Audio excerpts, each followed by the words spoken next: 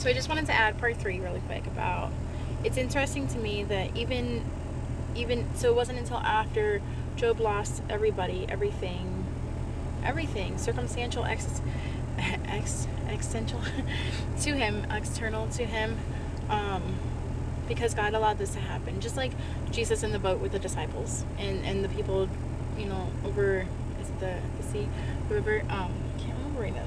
Yeah, it's the sea. Traveling, and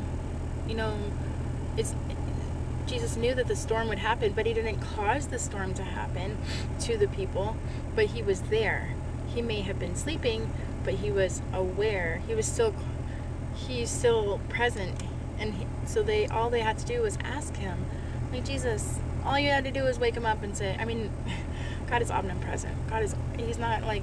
He's literally not going to be like our pastor loves to say, he's not over there eating dinner, but it's like, no, not like our humanly eating dinner and we lose track of the time or something. Like, no, not humanly like that, nothing like that. But it's like, yeah, even God in the flesh, in the physical flesh, when he was made to be a person, needed sleep. He entrusted to his disciples, who he had taught, who had the word in their heart, mind, and soul, to carry them forward. The word is a lamp unto our feet. So yes, even in the midst of a storm, they did not know what to do, because it wasn't really anchored in who they are, it wasn't like anchored into their I'm like, oh my gosh, people, come on. If you know, you know. If you want to know, you will. If you don't know, you really just don't. How do you say it, Lord? Yeah, I'm being told. Oh, I'm sure of that part. So we're gonna go around that. Basically, I'm just saying, like, guys, like, just like we had to ask Jesus, or Peter and the disciples had to ask Jesus, please wake up. Oh my gosh, like, there's a storm. All they had to do is just ask him. Just allow him the opportunity to come in, let him know, oh my gosh, we know that we don't have to be afraid, but we are. Please help us to not be afraid and help guide us through the storm. Literally, that's all that they had to do. Totally understand that they didn't want to wake him up. Totally get that. At the same time, that's what he's asked us, no matter what time or day or night, like, invite me in, right? So that's number 1. But number 2 is like, Job had the opportunity to say, Lord, why me? Why are you smiting me? Why this change of events? Why? Like, is this something that, like, I've made you unhappy? Like, and he even did start to kind of, if you want to say, like, I don't want to say smite him or curse at God, but he got upset with God, and that's rightfully understandable. Like, we get that. It's legit. Like, how can I go from one thing and see and do and be doing the right thing and have obedience, and still experience tribulations, and vice versa, right? And so, or just, it's how can you be doing all the right things and still have XYZ happen? Or I don't know what, like, that's what I felt like when my first time I got married. It's like, how can I do all the right things and still have something like this happen? There's been a lot of healing, I believe, in all parties with that, and at the same time, it is something that goes into deep reflection. Okay, Lord, let's walk through this together. Guide me. So I have found a lot of peace and resolution with a lot of those things for myself. But it's kind of interesting that is just an example to share with anybody out there. But it's not even on the full topic. But what do I say with this? Hold on. And God reminded Job. He reminded him of his greatness. He reminded him of, like, I literally made the entire earth as an image of me. I made the entire earth. He's like, physical human beings, you are an image of me.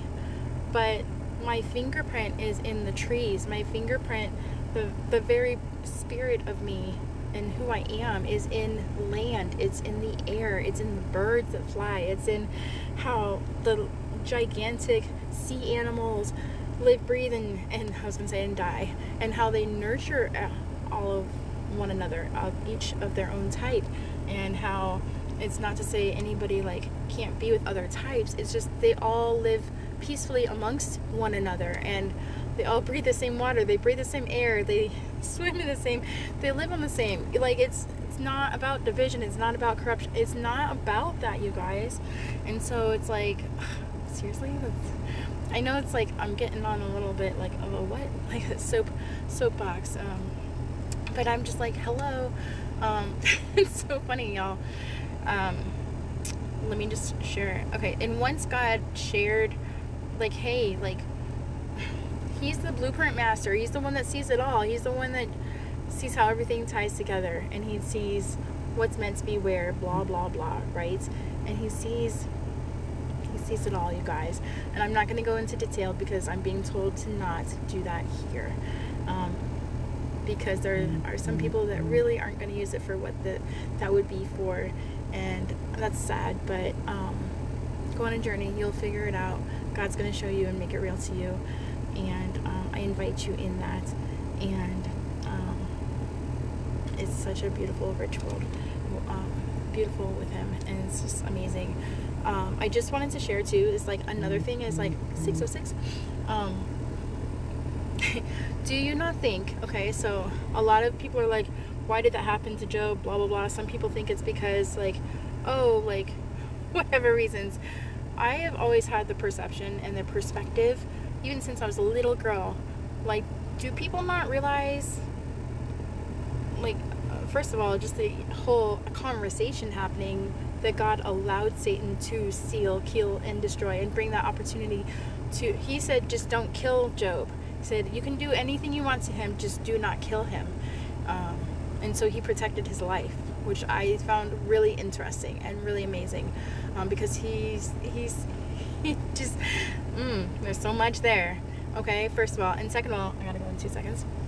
Second of all, okay, I'm just gonna throw this out there. Do you not realize that God of the all-knowing, who created Satan and knows that he loves to toy and destroy and shred and create division and departure, and just like even the most celebrative moments, like, yeah, I have so many things to say right there. Okay, we're just gonna pause for a second.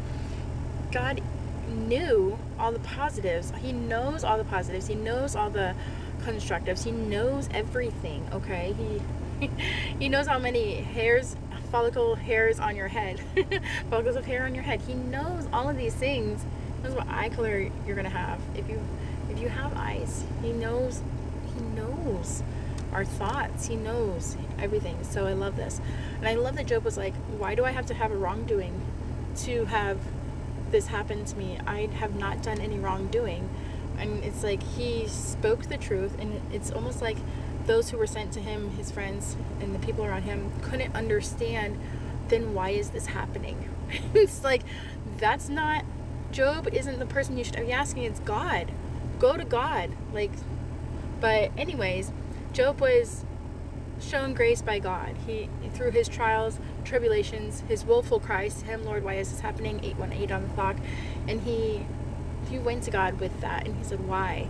And even in his distress and his frustrations, yeah, he didn't curse at God, but when he started to get smite with God and stout with God, God reprimanded him. He let him know, like, okay, are you really questioning me? And that's okay if you are, but let me just realign and remind you who I am and who actually, what I want for my people. And he showed him the bigger picture of things. And then Job was like, yeah, that's right. He was able to realign because he lives in lifestyle and spirit with the Lord, with the God above. Like, and he was able to realign, like a chiropractic adjustment or massage therapy or yoga or whatever physical therapy you get, 909. He was able to realign. And God had instructed Job to pray for his friends that did not understand, that still smite God.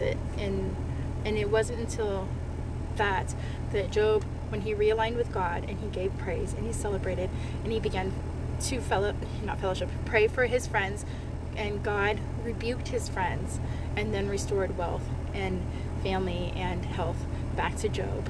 And it was to prove, do you not realize that God knew that was going to come? So why wouldn't he also abundantly bless Job, so that it could be a testimony of how even stripping, like the whole everything, like how stripping goodness, it's a testimony of God and his grace and how much he loves us. Okay, read Job.